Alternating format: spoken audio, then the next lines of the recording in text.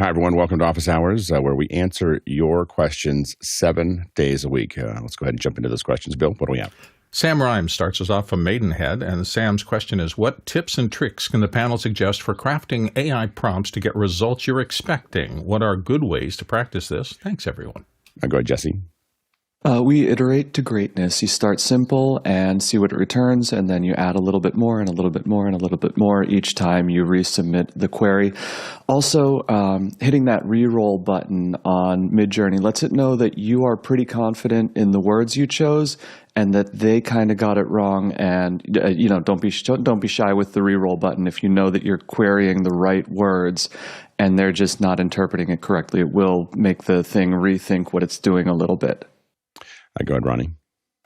Yeah, and it depends on what you are trying to do. There are so many AI services now. You can make music, you can make a podcast, you can make pictures or even movies. So it depends on what you're going to do. But generally, talking about ChatGPT, I got a good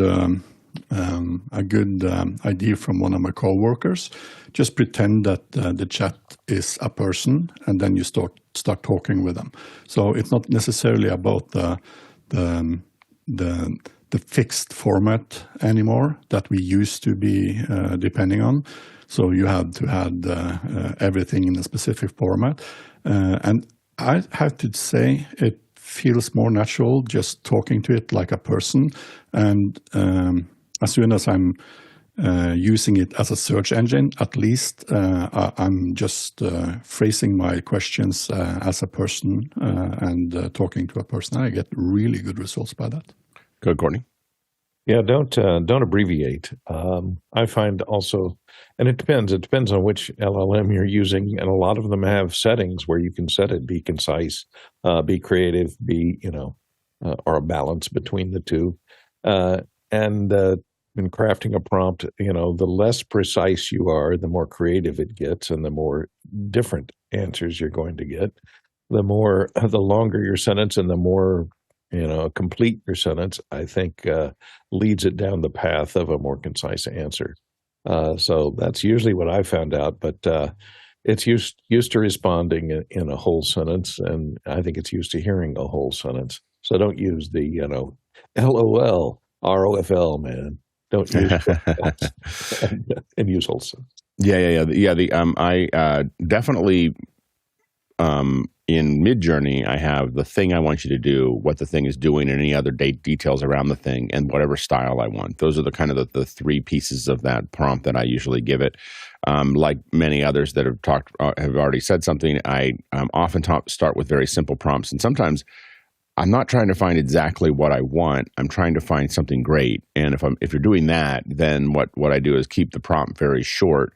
But then I hit rerun, and I'll start one with I decide if I want it to be more like what I want in Midjourney, I set it to raw. I set its creativity to a lower number. I set its variability to a lower number. I'm going to get more things that look like what I wanted. If I want to just see what it'll do, I turn those all the way up, and I don't turn up weird, because weird just makes up new things. Like I don't have that one on. I don't use that function. And I set it to standard, and I turn my variability and my creativity way up. And then I hit rerun about 10 times, and so now I'm creating 40 different versions of things, and then I start to work, and I start to find things that I like and refine things from that point. The other thing that I do a lot of in Midjourney is there's a explore page where you see what other people are doing and look at their prompts. I look at their prompts all the time. Like, how did they get to that image? How do they get to this thing? And sometimes I take parts of those prompts and put them into with my own changes, just to see if I get something similar. And sometimes you do, sometimes you don't.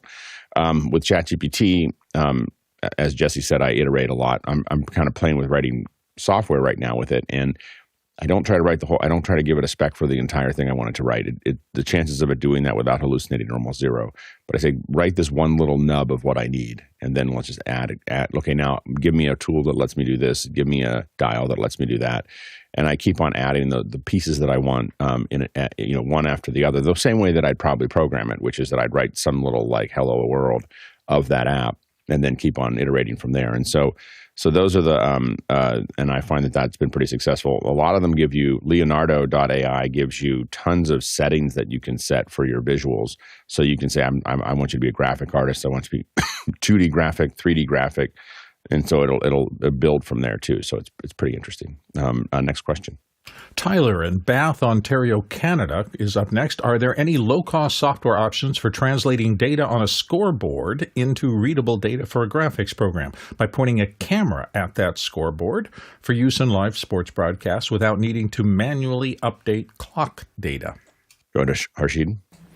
I wonder if you could leverage AI with this, with Gemini or even the VO Studio, having that you could look at the image of that scoreboard and utilize that information to then do what you do with it. So that could be a little makeshift way. Yeah, I mean, I think that there is. It'll be interesting to. It would be interesting to see what's possible there. Mostly because the way that most people do it is through hardware. There's a hardware connection to the scoreboard data pipe that you're grabbing onto. And so, and if Chris Sabato, if you ever see Chris Sabato on, ask that again, because he's the one that has to deal with this data all the time.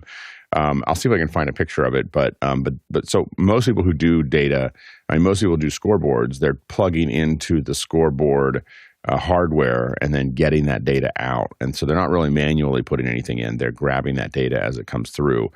It does seem like a great idea for AI is to be able to do it. I don't know of any AI that does it, but it seems like it'd be a really good use for it. I can see how someone might build something for it. Maybe Oliver could think about how to build using AI for Mimo or something like that to grab scoreboard data. Go ahead, Courtney. There is a way to do it, but the problem is with video, you have a changing image, and if the scoreboard has a clock on it that's counting down, it's very tough to apply AI to it because it's constantly changing. You have to grab frames. And I think if you, oh, sorry, I had to cough. I wasn't finished. If you grab frames, you can write a piece of software that will use FFmpeg to grab a frame and output it and transfer it to something like Tesseract, which is an open source OCR program. And that open source OCR program called Tesseract, yes, can translate any words it sees on the screen into ASCII text and output that. So you have to do a little programming in there to get that to work. I'm not aware of anything that does it in real time. Yeah, and let me pull this up here. This is what so this is an example. Fair play. This is, so here you have. Oh, that's soccer. But this is the type of hardware that typically runs the scoreboard, and then you have those the data coming out of the back that you can read, but you have to get the right software, read it, and set that up. And it takes a little bit of work to get that all working. But that's what most people are doing to grab that data for it. And so, but I do think that you could have something that doesn't have to do it every second. It just simply retimes with those things and it just looks for changes. But interesting. Next question. Callum McCorkle in Bournemouth, Leeds. What is the current acceptable pay cycle? Some here have insisted on no less than 180 days. Go ahead, Bill. So for me, this has been a real weird thing. I spent most of my career waiting 30, 60, 30 if I was lucky, 60, 90 days. A lot of big organizations have a lot of kind of back-end complexity there. I seriously wonder why that's all that necessary today, because even some of the big companies, unless you're a really big vendor and have big invoices, there's really no reason they shouldn't be able to pay you quickly. I mean, there's just so many instant processes now. I remember the day I got onto an ACH system with my biggest client, they could literally push a button and $20,000, $30,000 would show up in my account the next day. And when they're operating on that level with a good accounting system, I just realized, why are the other ones still going through this process? And I understand the bigger the client is, the more complexity there is. But literally, net now is not a sin, people. Please, particularly for your small vendors, people doing small things, they live and die by cash flow. And making somebody wait 180 days for a $400 payment is just abusive in my thinking today. There's just too much possibility to make it easier and faster, and I think people should. That's my 2 cents. Go ahead, Courtney. Well, this is a good reason to always separate your labor charges from your equipment rental charges, because there are labor laws that govern how long you can take to pay an employee. So if you sign up and fill out a time card for your labor for that particular project, you have to be paid within 2 weeks. I think that's the national standard, unless in America. Overseas, I'm not sure, unless you're a member of a multi-bargaining unit, in other words, a union member. And then there are different requirements, but you're still paid fairly promptly. But then your equipment goes in as an invoice, which is a receivable, which goes into accounts receivable. And then that, depending upon the size of the company, may have to go through several layers of approval before it gets processed and paid out. And some of them have very strict vendor requirements. You have to have a vendor number. You have to be registered, and approval. You have to have the name of the person who does the approval, and you must have an account number that invoice is billed to. And if you get any one of those numbers wrong, bing, it gets kicked out for another 90 days. So you have to be careful and look at. I know Disney takes 90 days on an invoice. If you want to get paid promptly, put everything on a time card. Yes, they will take out your taxes, but you're going to have to pay those anyway, and for labor. And then sometimes on union shows on a time card, you have a thing for box rental. And if you put the box rental on there for equipment, if it's fairly small, you're not invoicing for a bunch of other people or other employees. You put that box rental on there, and it'll get paid with your employee labor check. So it'll be an additional check without the taxes withheld on it. So that's one way to get paid promptly. Otherwise, you're up to whatever the practices are for that corporation. The bigger the corporation, the longer they take. Go ahead, Jesse. The bigger the corporation, the longer they take, but the less risk there is associated with that payment landing when they said it would land. So when you're working with smaller companies, you're probably going to get paid, and you're probably going to get paid sooner, but that probably on the getting paid is a lot more shaky. If you want to tell me where you are in your career, tell me when you expect payment. And if it's within 24 hours, I make pretty safe assumptions about where you're at in your career. And if it's within 2 weeks, I make other assumptions. And if it's within 60 days, I make other assumptions about what kind of operation you're running. Yeah, I think that as I grew, as we grew from with PixelCore, we definitely, as Jesse kind of outlined, we kind of expected the money immediately when we got started. By the end, we were kind of running on 60 to 120 days was kind of normal for us. Almost all of our clients were Fortune 5, Fortune 10, or government, and as a result, we just ended up. And the big thing is that if you're able to absorb that,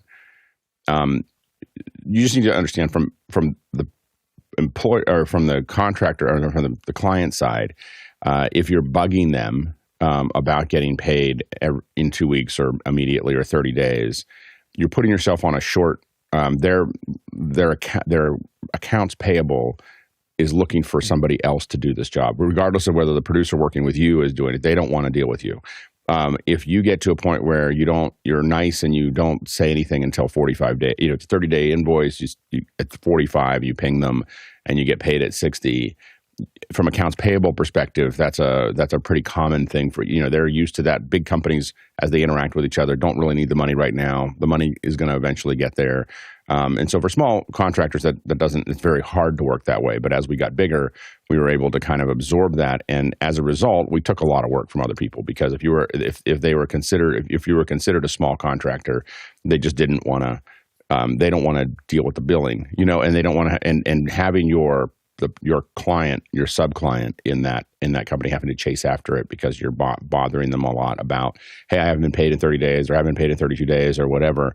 And especially if you get pushy about it, it's a pretty good way for you not to get the work again. And so we learned to do it a very slow. Now, at 120 days is when the volume started to turn up for us. And we kind of just decided at 180 days is I've never gone to, we got paid once at about just short of 180 days, but we decided we didn't want that client anymore.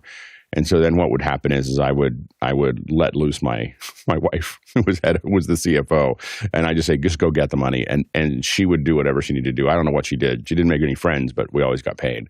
And she just just start grinding the metal. But that was us deciding we don't want to work with that company again. So 120 was kind of our outer edge of where we would start to get a little edgy, except for government. Government sometime in the calendar year is kind of what we hoped for with government projects.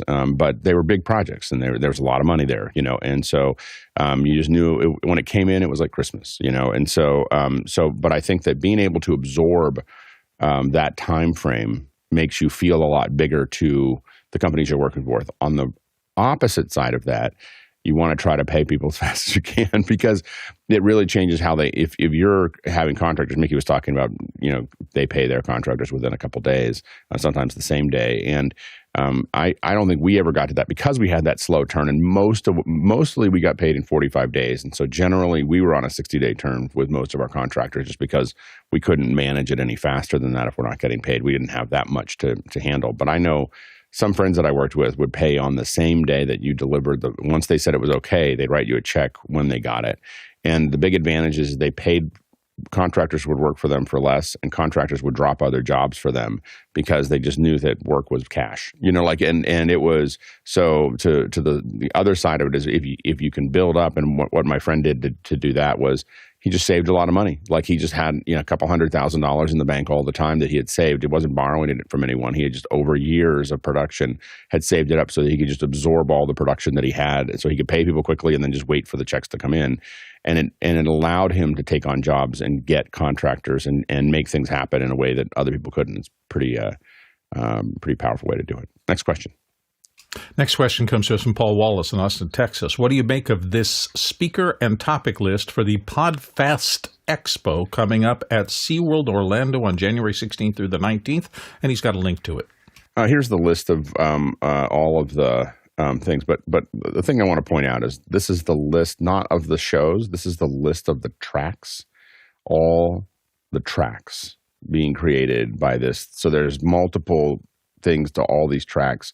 What really, and so this is a way that people will do some of these shows, which is they want to give you a big list of a whole bunch of podcasters, most of whom we've never heard of, that are going to be giving their opinions about how to run a podcast.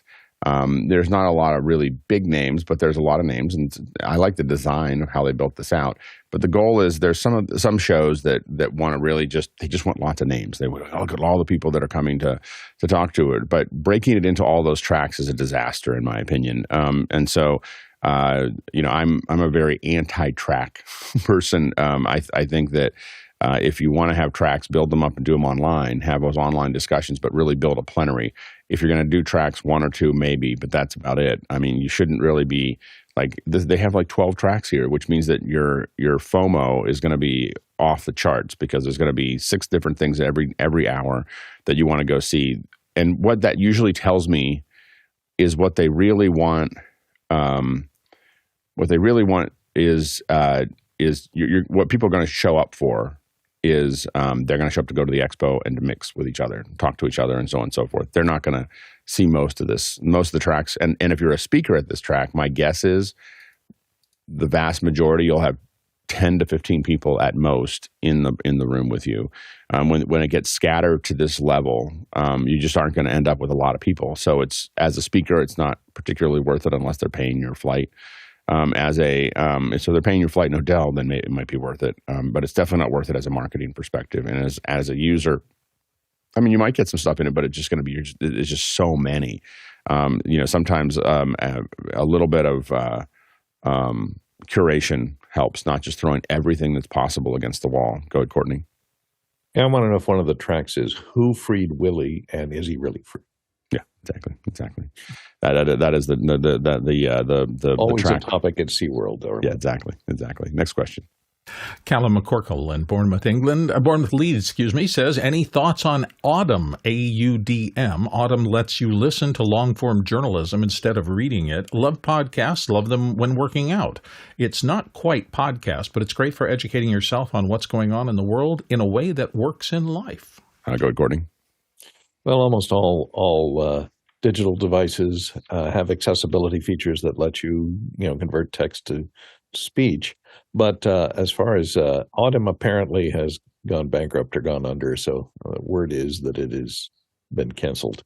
So you don't necessarily have to have that. What I use a lot is from Amazon for the A-Lady, Alexa. And what it does, I arrange my flash briefing, and you can do that from your Echo app on your phone. And you can arrange several news briefings and line them up in the order that you want, and it will play them sequentially. You just say, play my flash briefing, and it will. I usually like the Wall Street Journal's tech news briefing. I throw that in there, and it's usually 3 to 5 minute briefing of all the latest tech news, audible, as kind of a podcast.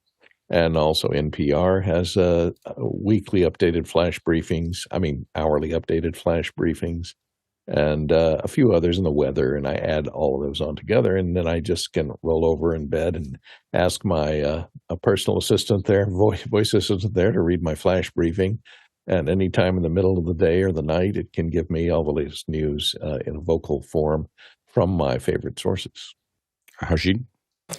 You have a couple options in Google Land as well. So Google Reader does similar things where it will read out an article to you. So if you're the only thing with certain companies that have a paywall behind it, so you may have issues there. But if it's open to the no paywall, you have really good luck with just telling your assistant, read it out loud, and it will trigger.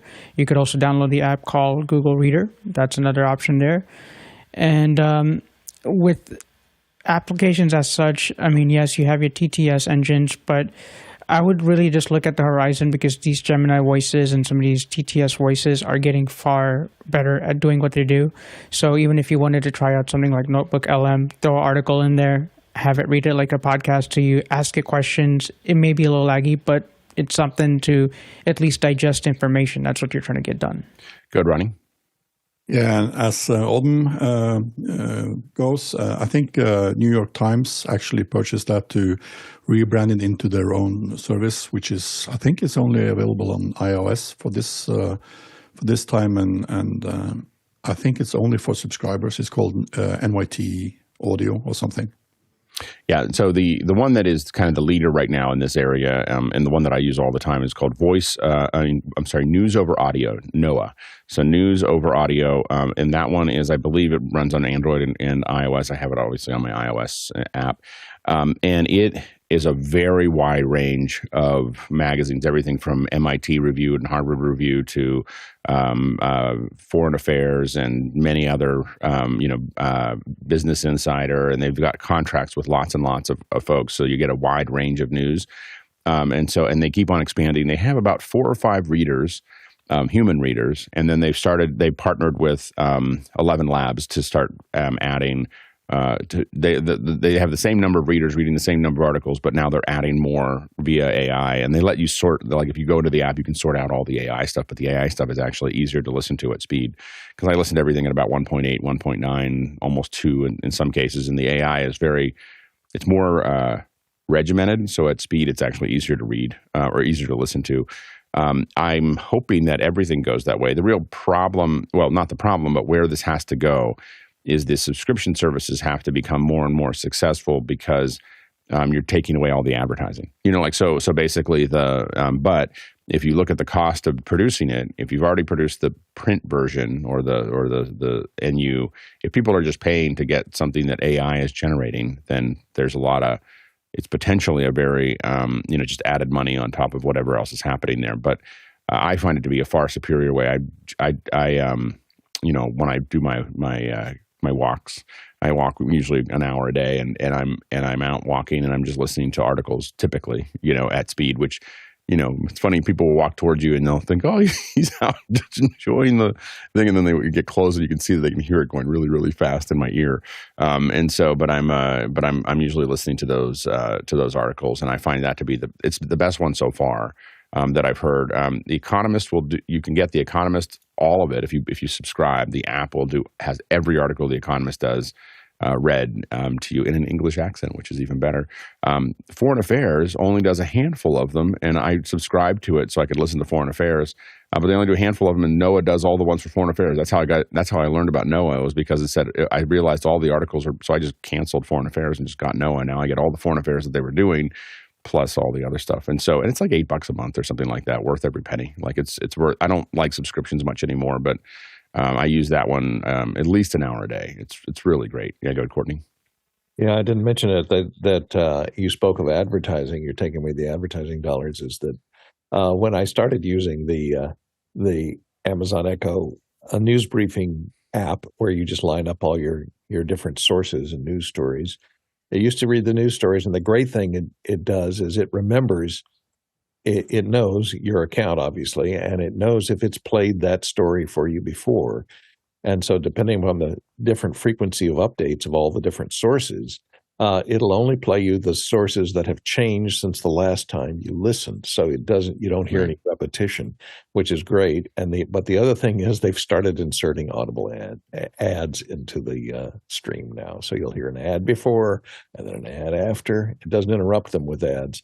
A lot of the time they're just promos for the services. But they started upping the ante, and I've noticed that Amazon is sticking in a lot of ads in the Alexa responses. Yeah, so far NOAA hasn't done that. Hopefully, it'd probably end my subscription if they did. So I feel like I'm paying for it at this point. Well, it is I kind of want to on Amazon. Yeah, it's free. So then you're the product. So, quick reminder: if you want to ask questions or vote on those questions, of course you can jump into Makana. There you can chat about the questions. You can vote on the questions. Voting is really important because it really lets us know what if everyone watching here is voting, then we really know what you want us to hear next. So take a look at those questions in Makana. If you don't know how to get there, go to officehours.global/join, sign up, and the next day you'll start to get emails that'll show you how to get to Makana, Discord, and many other things. Next question. Paul Wallace in Austin, Texas wonders, what's a good user-adjustable camera head to go on an Edelkrone StandPLUS for a Sony ZV-E10? And he's got a link there. Go, Jesse. All right, let's take a look at what we're talking about, and then we'll talk about what we're looking at. This is the StandPLUS. It is a funky monopod tripod design from Edelkrone. And I feel like this is a little bit of a trick question because the device is the camera mount. And as you're working with something like this, you're going to want to keep the weight at the top as low as possible. So if they have the screw to get your camera attached to it, you'd want to be using what they have built into the thing and not adding extra weight unnecessarily. And as you scroll through their website, please do take note that everything they show is the product in use. They go to great lengths not to show shots that were captured by this product. So, just kind of read between the lines there if you can. Go ahead, Ronnie. I totally agree with Jesse. I think the stand itself is actually the head, and it shouldn't be necessary to have an extra head on top of that. And there lies the problem. I think this is a very flimsy thing to do. And as Jesse said, read between the lines. I think this is not for really professional use. Very good, Bill. Well, if I was going to be forced into using something like that, and, it is a way to get a camera at a certain level. It has vertical adjustment capabilities, not much in terms of being able to change your shot. Maybe I might think about doing a geared head, an inexpensive geared head, the Manfrotto 410, or maybe that K&F version that's only maybe $120, that allows you to set your height on a stand like that. But then if you go in and you go, I need to pan or tilt or move my shot to frame it before I cut to it, those geared heads make that much easier than trying to do it with a traditional fluid head. So that's just a thought in case you've got one of these and you've got to use it and you want something that gives you more shot flexibility. Yeah, if you the thing that we've used in the past that is probably more effective than this for what you're talking about is jib. So get like Porta Jib makes one. There's also Kessler Crane makes some relatively inexpensive ones, and the jib gives you the ability to create a lot of shots very quickly because you can move, especially if you're doing like close-ups and how-tos, and you just want to move something into place. Jibs are far more effective than that, and you can get them, and they're a little bit to set up, probably a little harder than this thing is to set up, but I think that small small jibs jib arms are probably more. And Edelkrone actually makes a small jib, but I haven't used it. I mean, I think that Renee had it. It's the Jib One, which is totally motorized. You can build shots. I don't use small jibs that way. When we use a small jib, we use it just because I want to get over a shoulder shot, or I want to move something over, and being able to not have to move my whole tripod around. I think that's what this is trying to solve. Is instead of having to redo a tripod, I simply swing the jib to the next angle that I want to use, and it really does increase your productivity. And we had a jib. I can't remember who made it, but it took us maybe 15 minutes to set up, and then once it was set up, we were able to grab many shots at one time, and we were putting red cameras on it and all kinds of other stuff. Next question. Mark Giuliani, Washington, D.C., and here on the panel, we're looking into getting a reel of fiber TAC-12. So many choices. How do you choose between LC and ST and the number of channels? We need some office hours help. Mark, you're welcome to our world of fiber. So how long are you getting it? So I thought we'd just get a reel of 250 feet. And then the question became, okay, so you have cameras and mics and everything. You're feeding them to something like a stage box, something like a panel. Then you run the TAC out to the trailer or the truck or whatever. And then you got to have another panel to convert it all back. So when I went to purchase it, it was all these questions. What kind of ins do you want? How many channels do you want? So I would do TAC-12 is 12. So that's 12 pieces of glass that you have there. I would get, I think 12 is a great place to start. Like that's just kind of, when in doubt, if I don't know what I'm going to do, I get a TAC-12. But you can get more if you want to. I'd rather have two TAC-12s than one TAC-24 because you do multiple routes, out of those and so on and so forth, which we do pretty often. I would do ST fiber that looks like almost like a BNC, right? So it's got a locking. I find that one to be, you'll see some things that want other things, but what you can do is you get a converter. We just buy all the converter cables. So you can just convert. The ST is the easiest one to convert from because it locks nicely.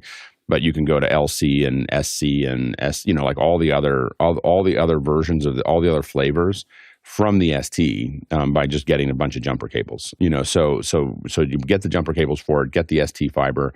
It's got to be single mode, not multi-mode. Multi-mode is the devil. Like it might be the devil. I'm not sure, but it's like the devil in glass. So get IT people will all have multi-mode, and then you can't run very far. so single mode is what you want. I would think about 1,000 feet. I think Mickey said 500 feet minimum. I would think about 1,000 feet. 250 feet is not that much more than you could run most of your other stuff anyway. Like it's not really, and the reason you get fiber is because you can just run it for miles, and so get 1,000 feet to start with. Make sure to get that on a reel. So you're going to want it on a big reel that you can reel it back up. And so and it'll have the center. It'll have the coming out of the center will be the one side of it, and then the other side will roll out. And you're going to want to make sure that make sure that when they get the fiber, there's a tube that can go on the front of it that you want to make sure that you get, and that's so you can push it through things, and so that tube is important. If they just give you the raw fiber, you're going to end up needing to get that tube eventually because you're going to end up trying to fish it through things, and you need that tube to be there to make that actually happen. And so those are the things that you have there, and then Mickey said there are uses for multi-mode, but you should never buy multi-mode. Like I'm just saying, like there are uses for it, but not in our world. And so because it's the first thing we ask every single time when someone says they have fiber is like, do you have single mode or multi-mode? Because if they have multi-mode, we won't even touch it. Like we just won't. Like we just like So we'll just run our own. So the 12, so then once you have that, now you have, remember you can put, now the world's kind of open to it. There's lots of converters, lots of things that you can decide what you want to run, how many channels. A lot of times you're going to convert those to IP. So you're going to have fiber and it's going to pump out to a Ethernet connection. So now you're providing Ethernet over fiber. And then that's going to allow you to put your stage box in. Your stage box will be Dante, so you'll have a Dante stage box on one side. It'll go to your, it will go into your Ethernet and then over to the fiber to get back to you. But you can also, of course, there's camera, so there's, your and the thing to remember about fiber is that the easiest thing to do is to put one piece of fiber for every camera, but you don't have to do it that way. There are multiplexers that will use different wavelengths to go across that fiber. So for instance, yellow brick will make the links that are there you can do 4 cameras in, and or 4K, and you can put 4 cameras into one little box and plug the fiber into that, and take all 4 cameras on one piece of glass. So there's a lot that you can multiply out for that. And so there's but it's, once you get used to it, it's really hard to go back to running lots of cable. But I would recommend thinking about getting, I know that I'm an expensive friend, but when we buy 2 1,000 foot versions, because you often are going to want primary and backup for events, because if you're getting it for events. And then you just want to pay attention. The thing you'll start paying attention to when you start running fiber is where the trucks are running, and mostly where the forklifts are running. Forklifts seem to be the thing that have cut most of our fiber is forklifts. So you just have to kind of pay attention to what those things are. And a lot of times you have to go in early and put fiber in. If at a big event, they'll want you to come in a couple days early, and that's when it's kind of dangerous. You want to if you can get your fiber off the ground, you want to try to do it because it gets run over. The TAC-12 will handle a lot, but you're also going to become really good at using yellow jackets and putting them up in places and so on and so forth. When we run fiber for like events, like if we used to do something to the Panasonic booth at CES, and we'd run a whole bunch of routes with the fiber, and half of them would get cut because we had to leave it there 2 weeks early, and then all the rest of the booth came in. they just would cut the fiber on the way. There was the only time we could put it in, but we knew that we just wrote it off as that was the cost. I mean, we just, the client paid for it. I mean, this is how much fiber costs, and that fiber absorbed that loss. And then we had a lot of like 250 foot runs of fiber because it got cut somewhere. So anyway, but it's great. You'll also want make sure that you get a fiber cleaning. There's a tester that runs a light down it. You need one of those, and you need to be able to clean the ends. So there's tools that will do that.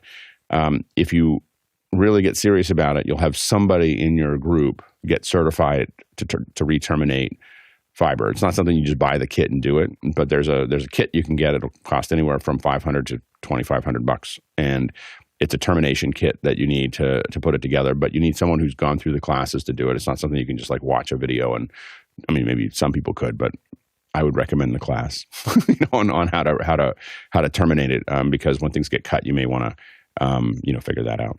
Go ahead, Ronnie.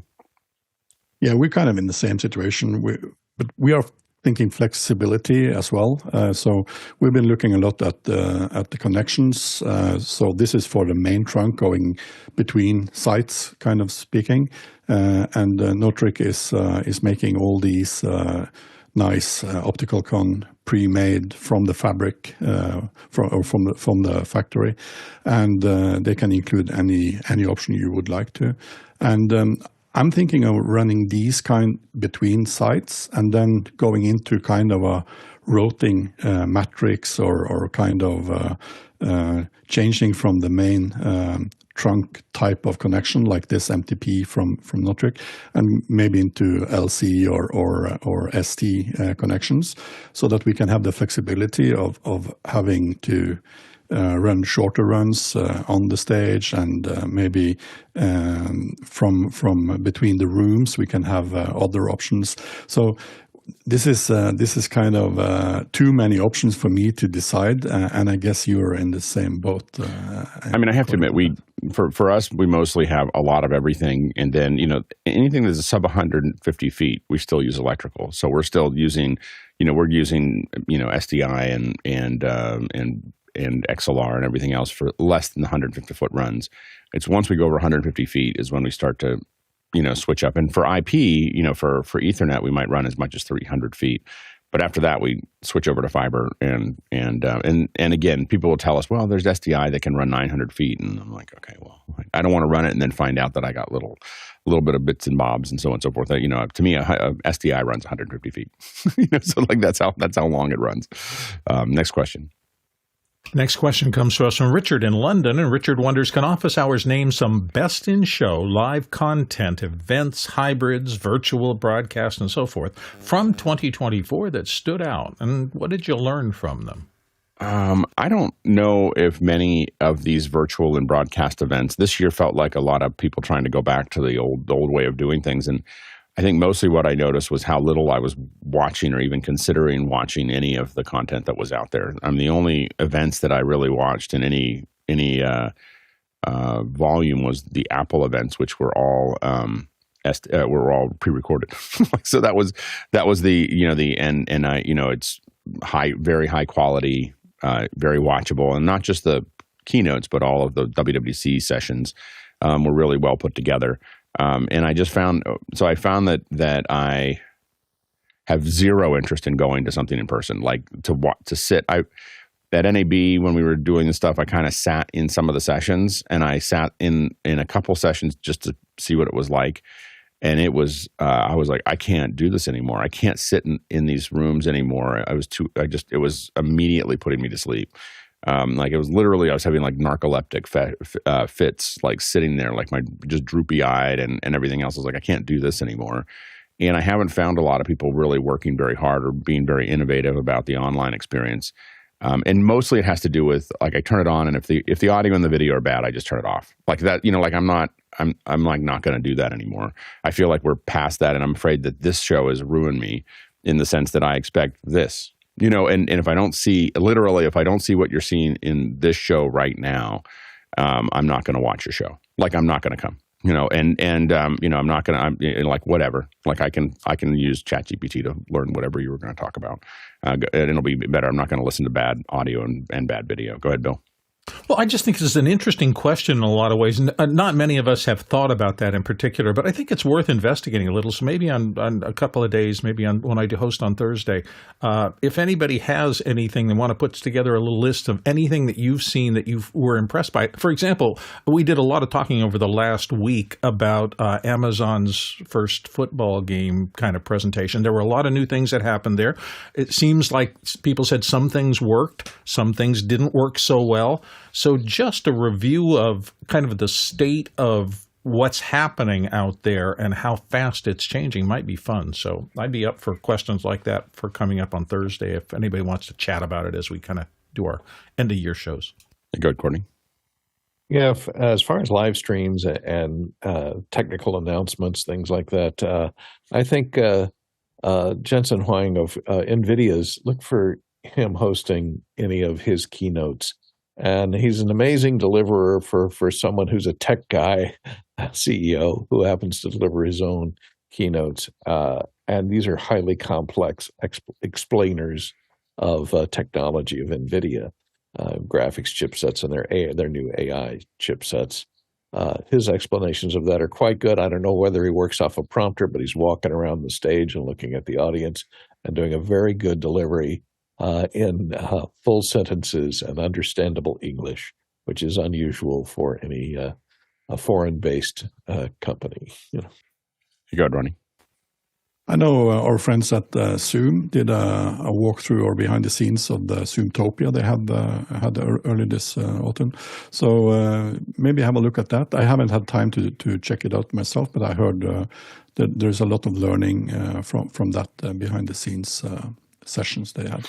Yeah, I think that for Zoom, I think that they fit into that mode of, like, they should be looking like what we look like, and that's not what most of their sessions look like. And I think that I kind of like I think that they had a lot of great technology that they applied to what they were doing, but the basic ball handling skills of having the speakers look and sound good was not managed, and so none of it mattered. So if the basic ball handling skills is the speakers have to sound good and they have to look good, and if you don't solve that problem, stop solving all the other problems until you can solve that problem. And so I don't think that Zoom handles that very well, to be blunt. And I think that they want to make it easy. I think that there's some kind of, I have no idea what the thought process is there, but it's just like, it's super frustrating, and it frustrates me enough that I watch when Andy or Brendan are speaking, I watch it. But that's all I can take is when they're speaking and talking, because they're talking about things that really affect us, and we feel like they're friends of office hours. But that's pretty much the only time I'm going to watch Zoomtopia until they fix their basic ball handling skills. Next question. Matthew LeCount in Oakland Theater. I am a 1080p live streaming from a projector that's 1280 by 800. How can I handle the off resolution in the workflow? I'm taking the feed for the projector from a Mac Mini, sending 1080p to the projector, and see? Go ahead, Courtney.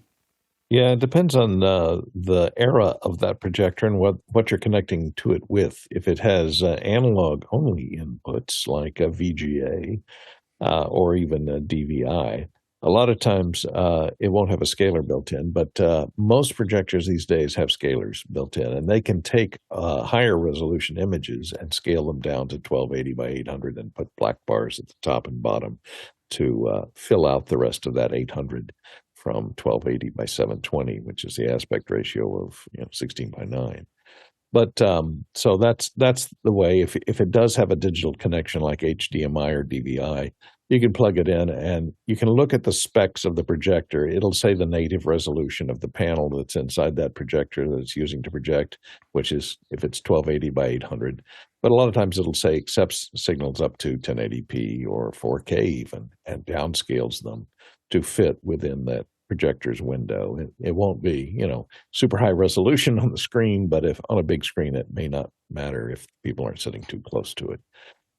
And if you're worried about, and be careful about, I don't know if that's the only source is your Mac Mini, you might want to run through a distribution amplifier or something that doesn't necessarily send that EDID, which would cause the Mac to output 1280 by 800, which if you're trying to split that signal out and go to other things other than the projector, that might create a problem for you. So you want to go through something that's going to deliver 1080p to the projector and see if it'll scale it down, do the scaling down for the projector, and leave your signal path at 1080 for everything else. Yeah, if the projector was made in the last 10 or 15 years, it should be able to handle a 1080p, as Courtney said. So it may scale it down. If it can't, an MDHX might work from a decimator. I mean, again, it probably has some kind of HDMI input. But if it's only DVI, another option is, you can either rent or at this point buy at a pretty good price the Folsom Image Pro, and that will convert anything to anything. They're now available on eBay for like $450. These used to be $2,000 or $3,000, and I used to own like 6 of them. And everything that we needed, it was in our kit all the time. That DVI, VGA, SDI, HDMI. And you can just scale it up and down. It's a magical little device for scaling, and now it's not very expensive. So it's used. I looked at it when you were asking the question. I looked at it, it's like $450. I'm almost want one just to have I can get to anything there, but I'm not going to do it. Next question. Next one comes to us from Robert Green in Los Angeles. I'm on Sonoma 14.7.2 using Loopback and continue to have problems with CoreAudio silencing or switching output audio. Any tips to fix this? I'm moving to a Mac Mini M4 in a couple of weeks. Go ahead, Ronnie. I don't think the problem will go away by upgrading to the M4. I've done that, and I have M1s, M2s, M3s, and M4s, and different versions of the OS X. It is a nightmare. CoreAudio is crashing, or something else is crashing. The newest problem we have now on the newest version of Sequoia is that virtual audio devices has stopped to be working well. So coming in and out of Loopback seems to be a trouble that we can't get away. So I've chosen to go the hardware and just route all the audio in and out of hardware devices as of now, until the problem is going away, which I hope will happen, but I'm not sure that will be I don't think that happens on the short term. Hey, go Bill.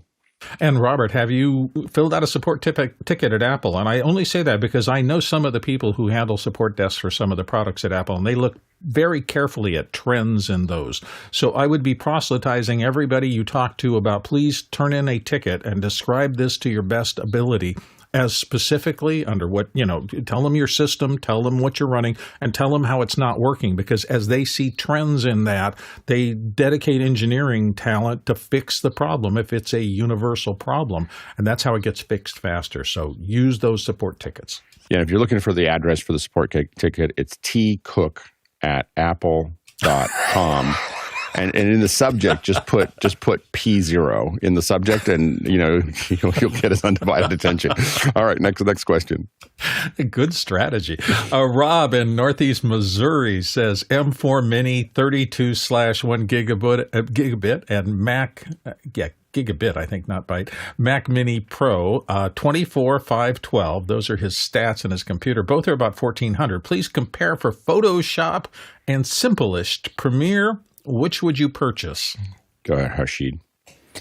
I am leaning into the Pro just because of the extra GPUs and the extra goo that you get with the Pro. If price is, about $1,450 or $1,400, I mean, it's one of those choices. You could push $400 more and change your hard drive and other components, about $1,800 to get even a 10 gigabit line put in there. So, again, you may be buying for your future, so take your considerations and evaluate if that's exactly what you need, and then evaluate with time how long do you want to keep that machine. Go ahead, Ronnie. Also think the Pro has a faster Thunderbolt. Prove me wrong. I think it has the Thunderbolt 5, while the normal one just have the 4. Next question. Someone named Win in Benicia says, been a while since my UNIX days and just converted to MacBook Pro from a Windows-based box, so looking for a comprehensive tutorial on terminal scripts, such as batch renaming of image files to include the creation date, duplicate management, etc. Any suggestions?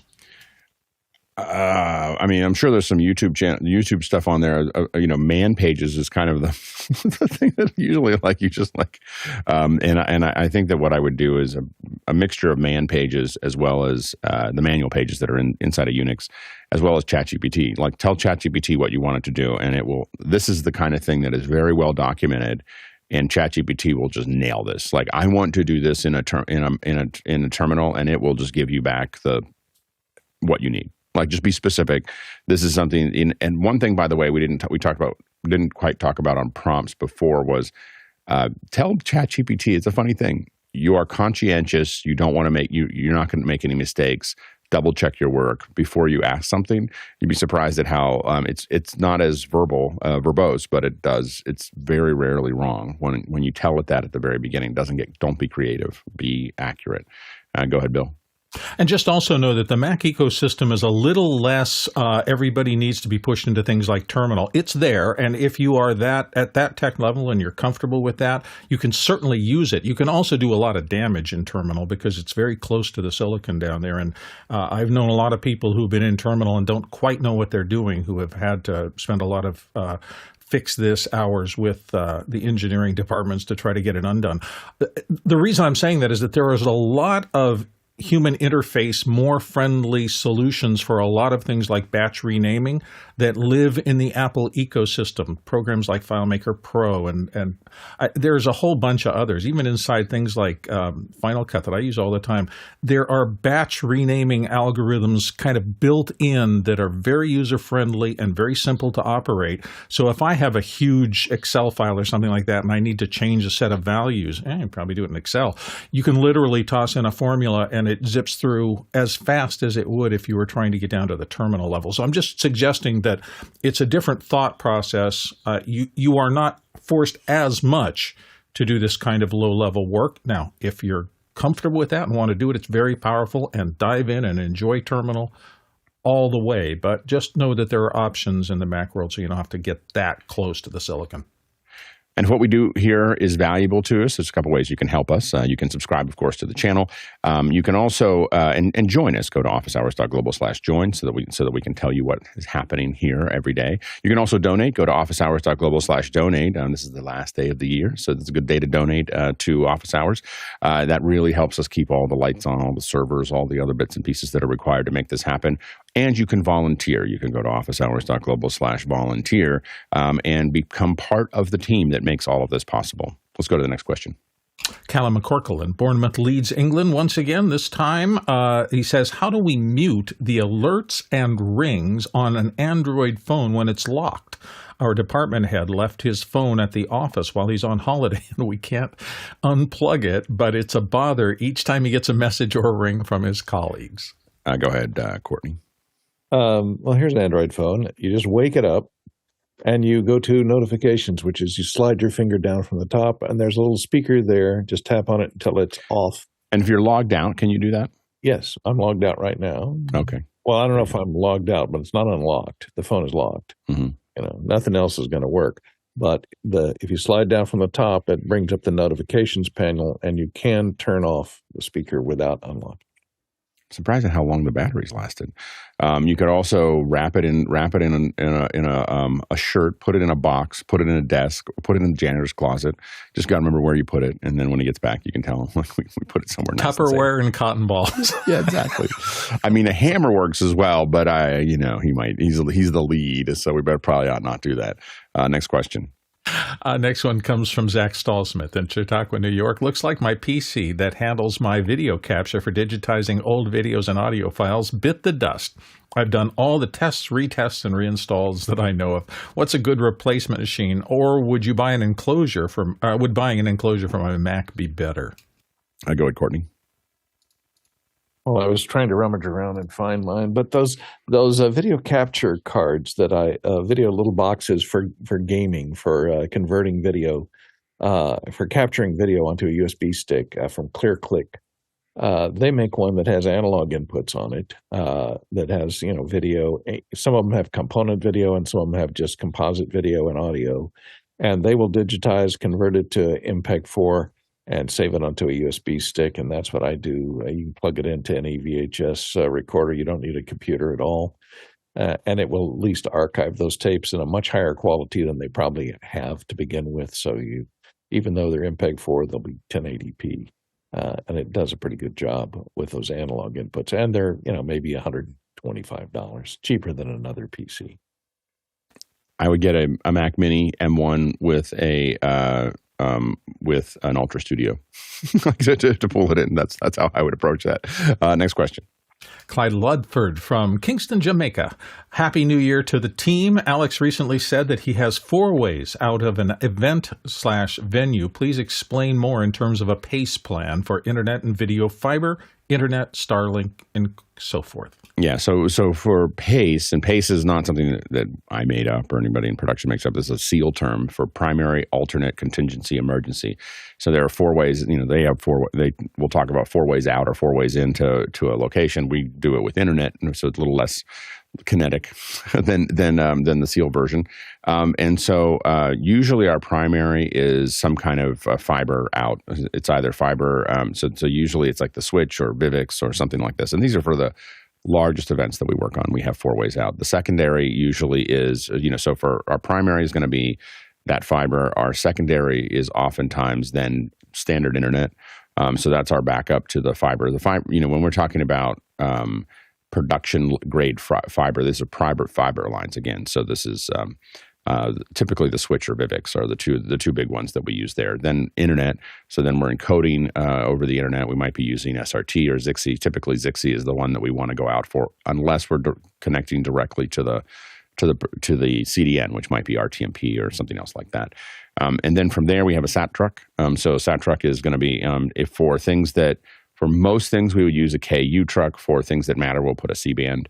It's more expensive and much larger, but it will push through storms. So a C-band truck there. And then the last one typically for us is cellular.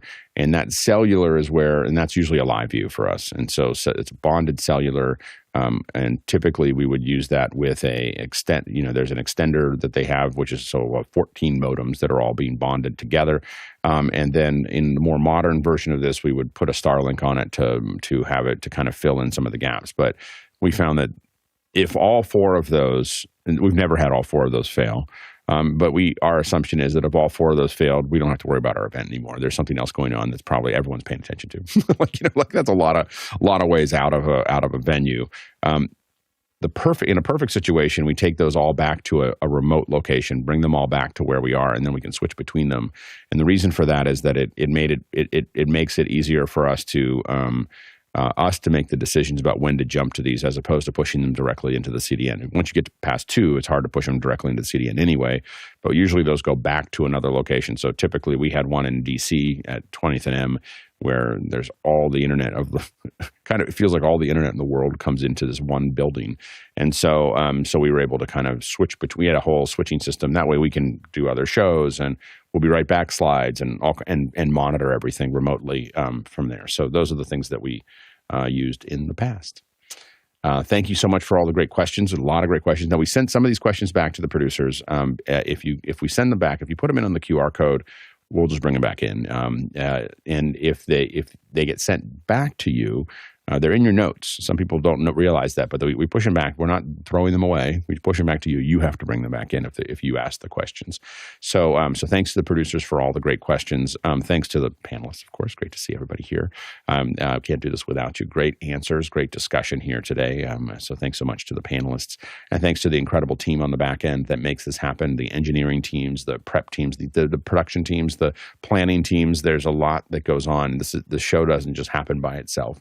And so it's just an incredible, and this is our last show of the year. And I do want to underline, how amazing, between the production and the panelists working really hard on their setups and everything else.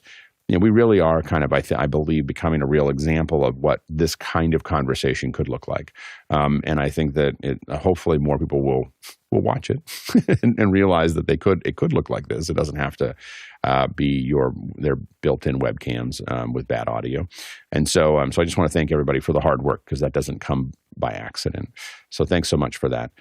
Today, if we had done this in person, the Tallak Traversal, we would have traveled 50,000 miles. That is 80,000 kilometers. And that is 394 million bananas for scale. All right, let's go ahead and jump into after hours. Happy New Year, one and all. All right, everybody. Thanks. I'm Waiting for the ball to drop on top of the whole building. I never see the ball anymore. I try to get to the one.